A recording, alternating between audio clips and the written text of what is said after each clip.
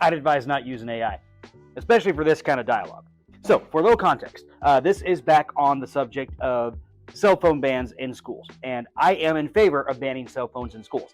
I am not in favor of the state legislature mandating that we ban cell phones in schools. I think that should be left up to the individual schools and school districts themselves, but that's beside the point right now. Part of this is part of the dialogue that I've had with this individual on cell phone use and the potential damages that cell phone use has. One of his suggestions was we should teach students how to use them responsibly and give them in their hands. My response was we have age limits on nicotine use, alcohol use, firearms use. We limit those things because a young developing mind is not able to adequately process the skills to use these things responsibly.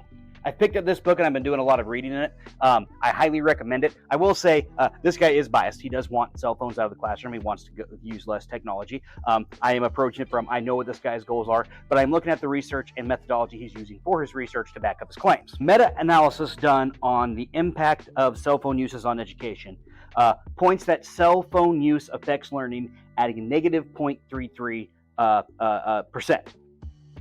Depression affects learning at a negative 0.30%. Bullying is a negative 0.28%, and a traumatic brain injury, so multiple concussive events, is a negative 0.40.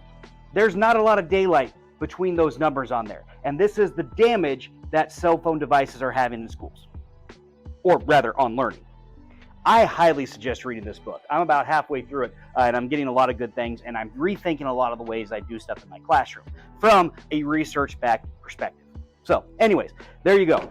Yeah, cell phone use can be as damaging to learning as a traumatic brain injury, bullying, and depression. That's a fun fact for the day. Have a great day, everybody. Peace.